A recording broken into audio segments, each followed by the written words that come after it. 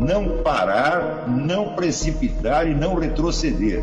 Então dizer para esse cara, sabe quando nós vamos parar? Nunca. Nunca na sua porca vida. Né?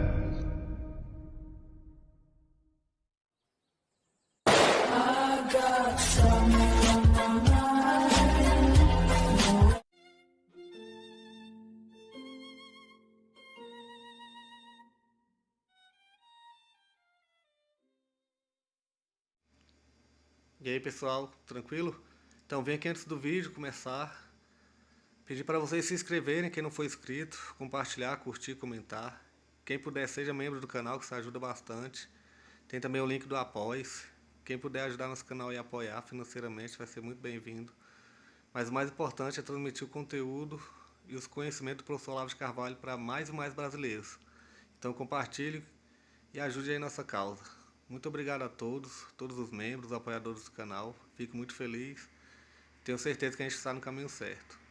Então fiquem com o vídeo e até mais. Valeu! Então eu estava dizendo o seguinte, que quando surgem depois as normas de polidez do mundo burguês, elas visam apenas a fazer que cada indivíduo não incomode os outros, ou seja, que ele não pareça muito diferente dos outros, tá certo? Então, por exemplo, você imagina uma recepção oficial, por exemplo, numa corte da Idade Média, ou mesmo da Renascença, do mundo clássico europeu, e uma recepção burguesa hoje. Na recepção burguesa estão todos vestidos da maneira exatamente igual, todos vestidos de garçom. Não é isso? Não, ao passo que nessas outras épocas, cada um comparecia, vamos dizer, com as cores da sua família, com as armas da sua família, e estavam perfeitamente individualizados. Ou seja, você ainda observa isso hoje em certas tribos ditas selvagens. Por exemplo, se você vê fotografia, procure a tribo Masai na África, são os negões compridos, né, que são caçadores de leões, ou eram, hoje em dia acho que não caça leão mais, acabaram com a festa. Então, e você olha o escudo de cada um, no escudo está escrita a história da família inteira. Você não tem um escudo igual. Quer dizer, isto é muito mais natural no ser humano do que vestir todos a mesma embalagem. Tá certo? Quer dizer que a educação, a polidez no mundo burguês é a inexpressividade obrigatória. Você não pode chamar a atenção, tá certo? E como todos têm que ser iguaizinhos, é claro que isso aí é baseado num princípio de autovacina contra a inveja, o que significa que a inveja está presente. Todos têm que vir iguais, ninguém pode estar mais bonito que o outro, porque se ficar um pouco mais bonito, todos teremos inveja. Por quê? Porque somos todos invejosos. Essa é uma confissão de que se você vê alguém, né, mais bonito, em vez de você admirar, você vai ficar com inveja. Quer dizer, já é uma confissão de que ninguém presta. Tá certo? Do mesmo modo, as normas de polidez, se você pega um livro de etiqueta, tá certo, publicado entre o século XIX e o século XX, você vai ver que tudo aquilo é uma camisa de força, vestida assim para você não chamar atenção de maneira alguma. Nesse período, ao contrário, a ideia era tornar o ser humano perfeitamente expressivo. Se vai ser expressivo, é claro que vai chamar a atenção, e o objetivo era chamar a atenção. Mas chamar a atenção como? Para o seu próprio umbigo, para o seu próprio ego? Não, porque a educação era toda voltada para fazer com que o seu ego baixasse a bola e se tornasse, vamos dizer, um espelho, um sinal da presença divina. Então, havia uma série de modelos corporais para as pessoas imitarem. Tá certo? E esses modelos eram de duas ordens. Você tinha os modelos profanos e os modelos sacros. Os modelos profanos eram os oradores romanos, oradores greco-romanos.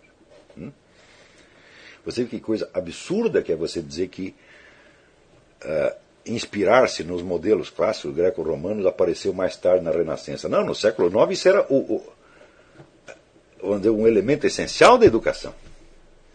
Tá certo? Então, você ler, por exemplo, Cícero e aprender a expressividade e a propriedade vocabular de um Cícero, né? Que não tem uma palavra fora do lugar, não tem uma palavra que soe falso, que soe errado, né? Não tem uma palavra que soe excessiva, que uma ênfase que apareça excessiva. Tá certo?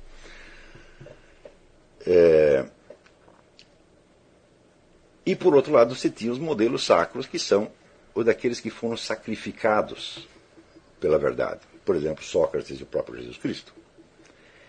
Então, isso quer dizer que o corpo, né, é visto como uma entidade que reflete as mais altas virtudes humanas e que as reflete ainda mais se ele for torturado, mutilado ou morto. Quer dizer, o corpo, todos nós vamos morrer, evidentemente, né? Só que a morte, para a maior parte das pessoas, é apenas um fato biológico. Mas a morte de algumas pessoas não é. A morte de Sócrates e a morte de Cristo são mortes exemplares. Onde esta morte afirma o primado da verdade espiritual sobre a mera existência corporal. E por isso mesmo,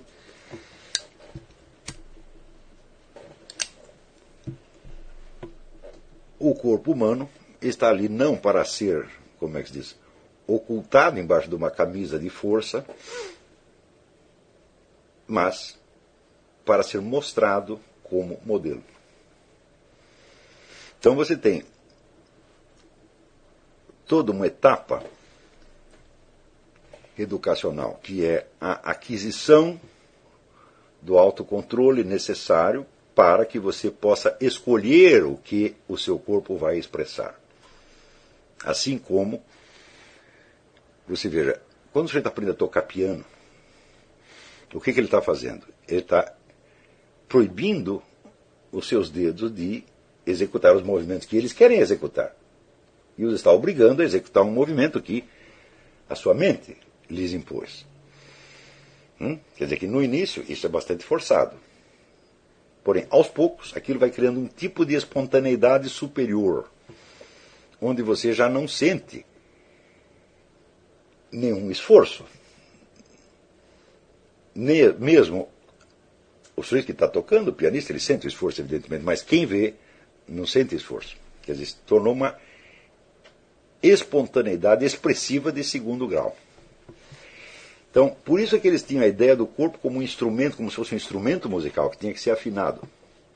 Tinha que ser afinado para que cada uma das suas expressões e dos seus gestos expressasse a totalidade da intenção superior que os inspirava.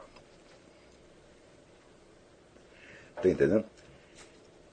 Sem isto, meus filhos, vocês nunca vão aprender nada.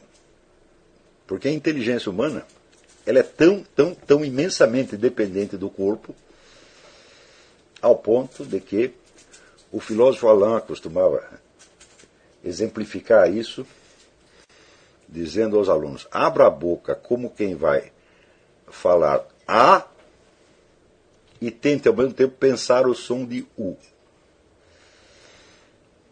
Depois de algum tempo, com muito esforço, você consegue.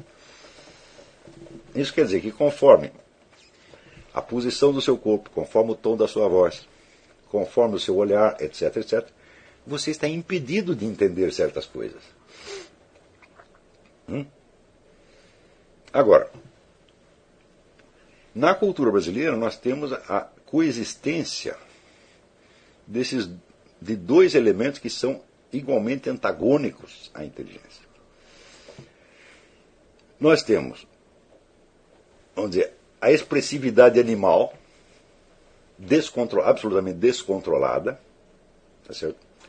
E, por outro lado, nós temos em certos ambientes a camisa de força da polidez burguesa, que é imposta aos seus gestos, às suas palavras, etc., etc., etc. E nós temos que transcender essas duas coisas. Né?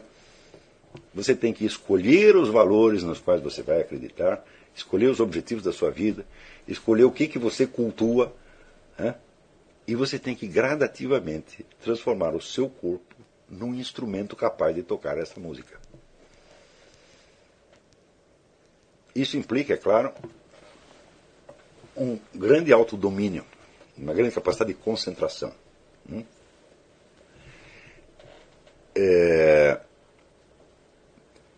Se nós tivéssemos um ensino totalmente presencial, onde os alunos tivessem aqui ao meu alcance, né, seria outra coisa, mas nós não temos. Então nós vamos ter que usar alguns artifícios para isso. Né? Uma disciplina que eu recomendo por desenvolver altamente a concentração é o Tai Chi. Você praticar o Tai Chi durante anos, tá certo? Você se torna capaz de determinar a sua conduta exterior, mesmo quando você esteja sentindo muita dor. Veja, a dor normalmente toma posse do corpo e você faz o que a dor quer e não o que você quer. E você, como diz, paga o mico, por causa disso. Né? Então, eu aqui tenho várias testemunhas, minha mulher tem testemunha aqui. Né? Pergunte se nos momentos de dor eu perdi a compostura. Jamais. Porque isso, devo isso a Tai Chi. Porque você pode estar sofrendo uma dor horrível, mas você não é obrigado a pensar nela. Você pode continuar pensando em coisas que são superiores à dor. Quer dizer, a dor não precisa tomar conta da sua mente. Certo? E se você concentra em outras coisas, você pode impor ao corpo uma certa compostura, mesmo nos piores momentos.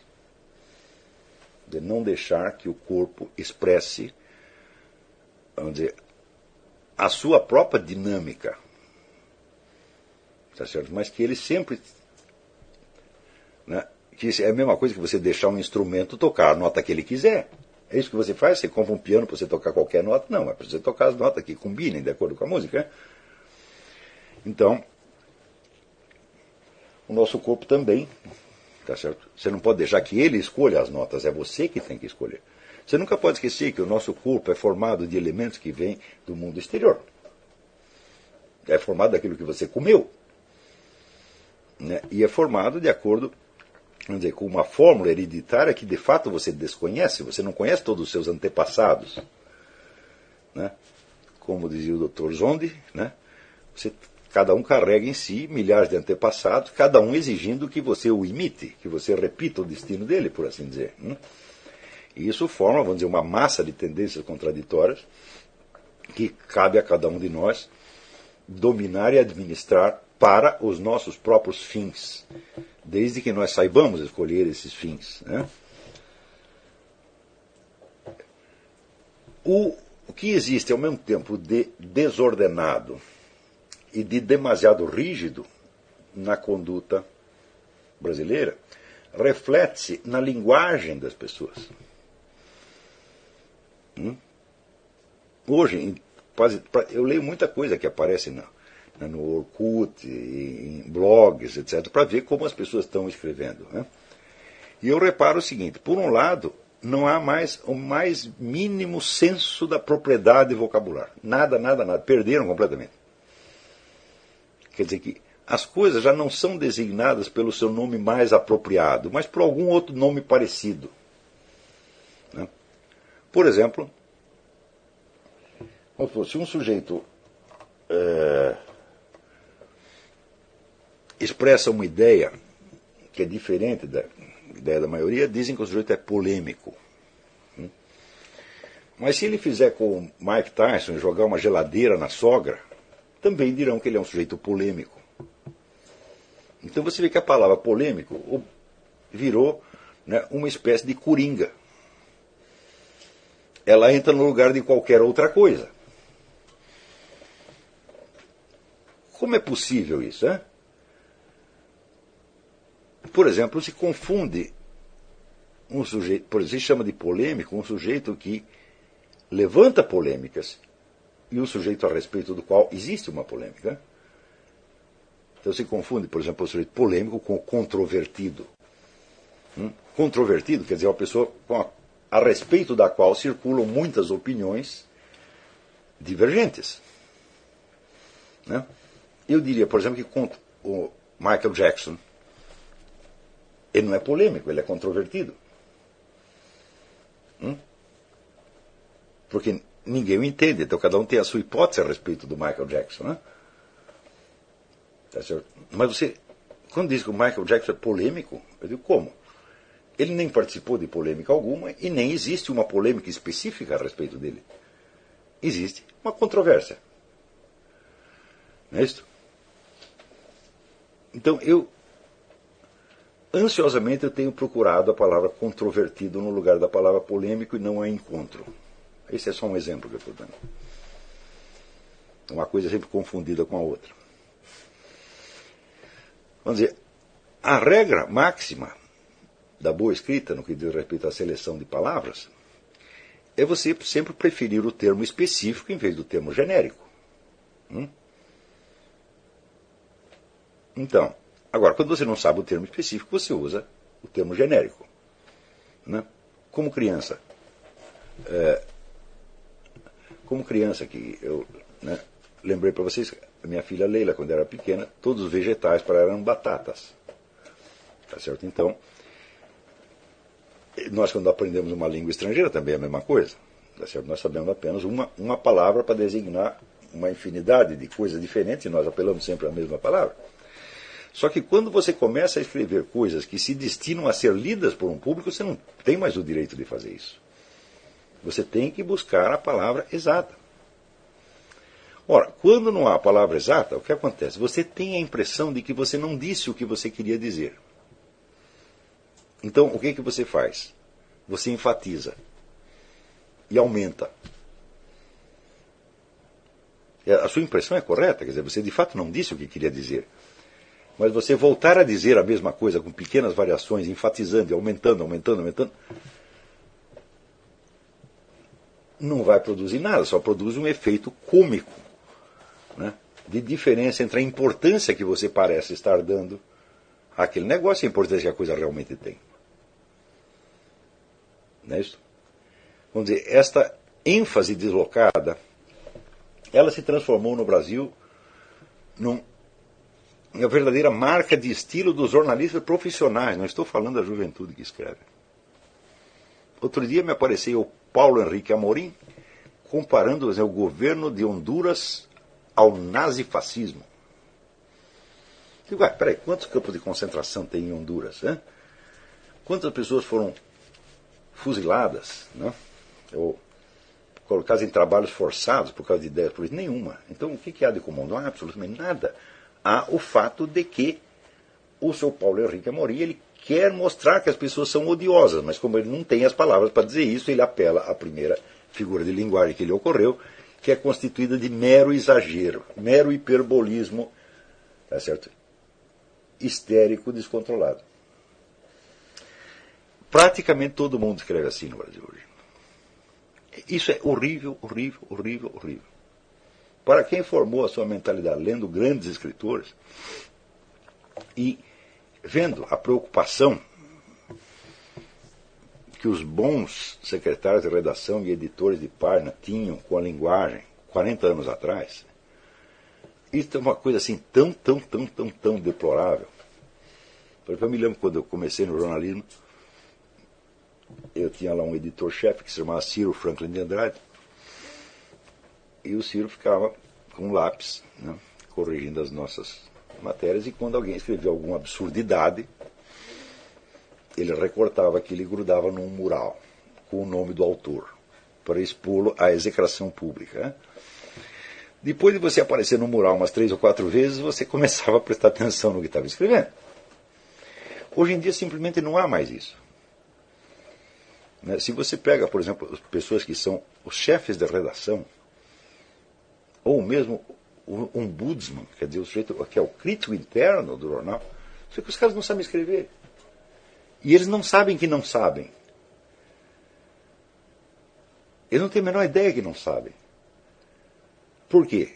Eles escrevem para outras pessoas que pensam igual a eles. E que aceitam esses códigos.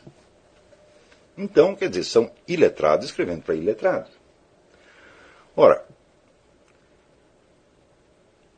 se você entende a relação que existe entre consciência moral e inteligência, e a relação que existe entre o hábito corporal e a consciência moral, você entende que num país onde não haja um certo número de pessoas que possam servir de exemplos vivos de alta cultura e seriedade, claro que a moralidade vai cair.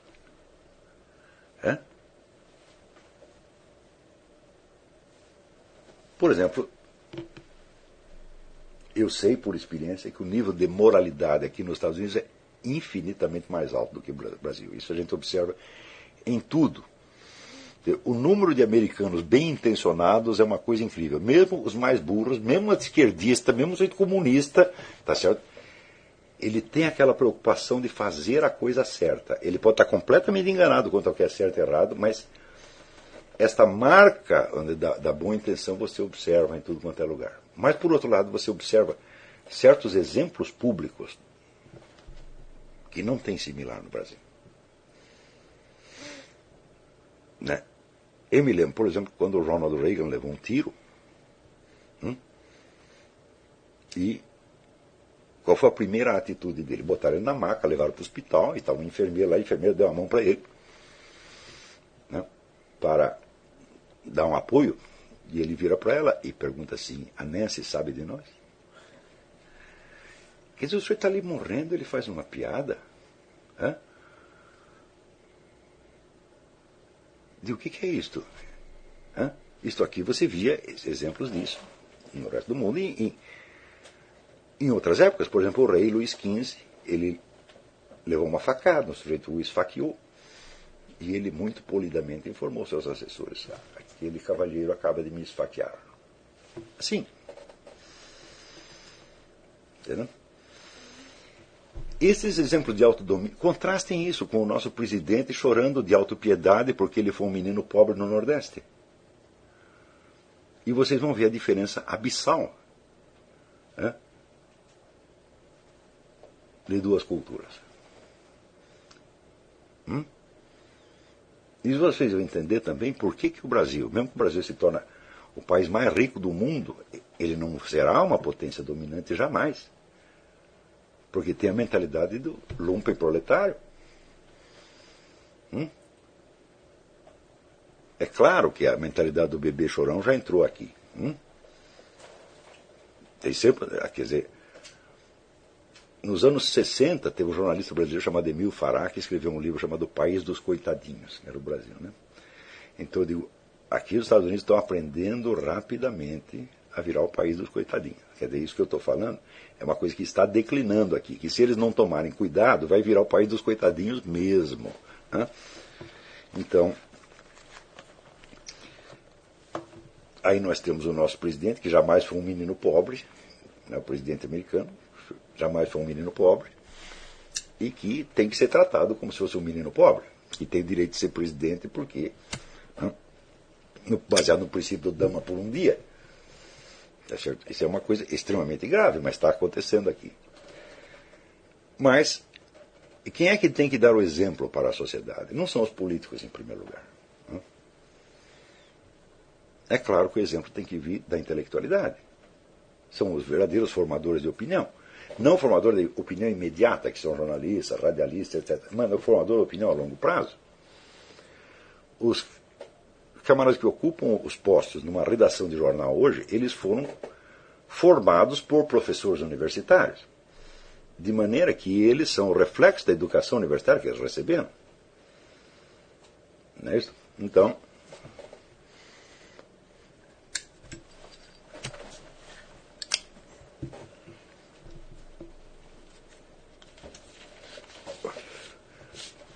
no Brasil você observa essa mistura, essa coexistência, né, de populismo e de rigidez hierárquica. Né? E as pessoas passam de uma coisa a outra com a maior facilidade. Quer dizer que o mesmo sujeito que é totalmente descontrolado, totalmente brega, como se diz, de repente ele começa a fingir que ele é uma pessoa muitíssimo educada, Tá certo? E que ele não tolera, por exemplo, um palavrão ou uma piada suja. Quer dizer, e tudo isso é tão feio, tão feio, tão feio. Agora, pensem o efeito que isso pode ter sobre as suas almas. Por exemplo, outro hábito que se tornou disseminado no Brasil nos últimos 20 anos é o da indignação fingida. Quer dizer, o sujeito, para mostrar como ele é bom e maravilhoso, ele tem que encontrar outro que pareça pior do que ele, e ele tem que se mostrar indignado, chocado com a má qualidade do outro.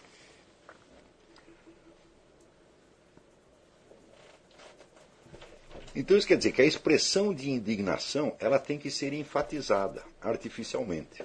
Quer dizer, você tem que se mostrar muito mais indignado do que você realmente está. Só que se você começa a fazer isso, você começa a representar a indignação, você acaba ficando indignado mesmo. E os seus sentimentos ficam desproporcionais à realidade. Eu, esta semana, observei entre alunos do meu curso uma polêmica a respeito de uma pequena quantia em dinheiro. E vi que aquilo foi num crescendo de indignação mútua. Que, sinceramente, eu digo, me envergonhou.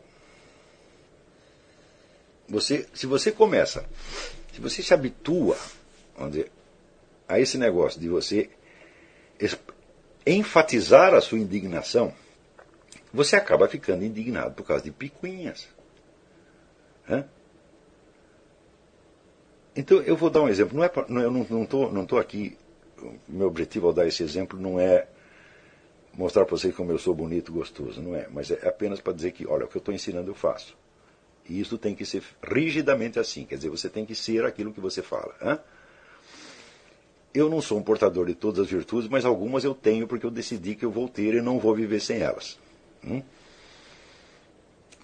E este autocontrole na indignação é uma coisa fundamental. Eu falei, jamais direi de um outro o que eu não diria de mim mesmo se eu fizesse a mesma coisa. Isso eu decidi há mais de 30 anos e isso aí eu cumpro. Outro dia veio um sujeito aqui dizendo que precisava de $3.000 emprestado. Eu não tinha os $3.000. Eu empenhei o meu carro para emprestar os $3.000 para o carro. E o sujeito não me pagou. Pergunta para quem vive aqui se eu fiquei bravo com ele. Nem um minuto.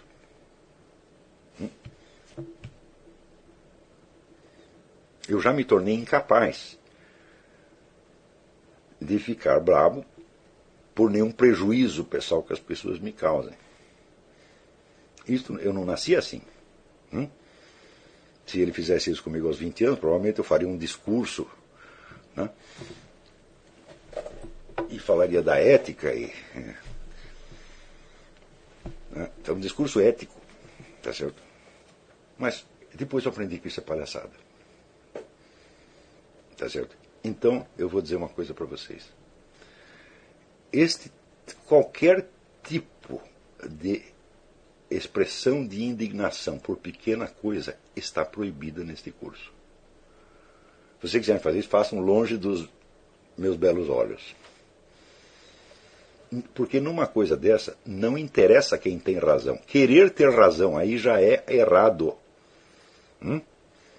Quando Goethe disse, antes a injustiça do que a desordem, foi exatamente isso que ele quer dizer. Se você não é capaz de sofrer pequenas injustiças com elegância, você não é um cidadão preparado para a vida em sociedade.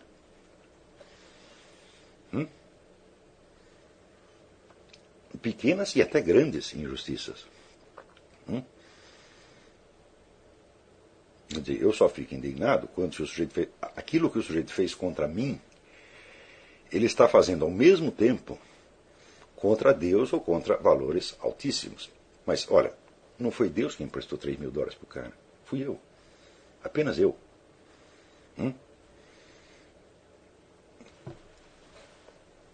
Então isso quer dizer que o sujeito fez uma infração apenas contra mim. Não ofendeu nenhum valor sublime.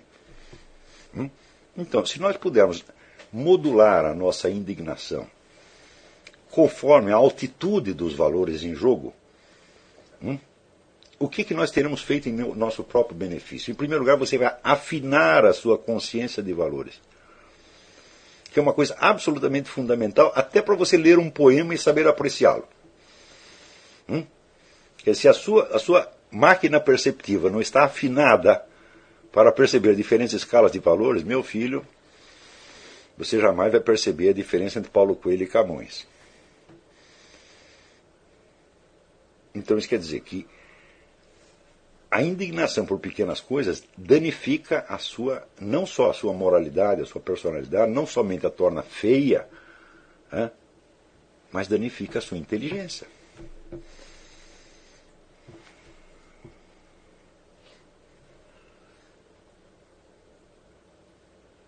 Então, como nos últimos 20 ou 30 anos, houve no Brasil uma espécie de culto à indignação, de modo que a indignação se tornou, vamos dizer, o exemplo do sentimento mais alto que as pessoas têm. Quer dizer, qualquer mafioso ou gangster, se ele aparece indignado com alguma coisa, parece que ele é uma grande pessoa.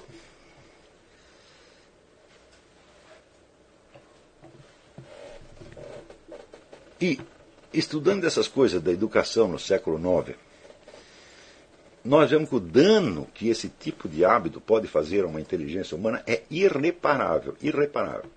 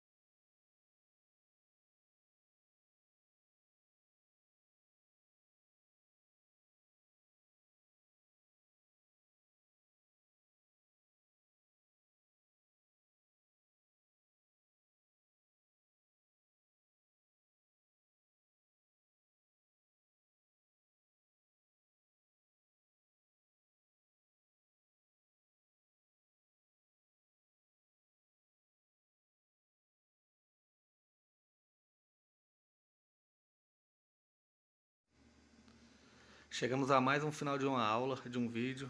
Espero que tenham gostado. Quem não se inscreveu ainda, se inscreva, compartilhe, comente.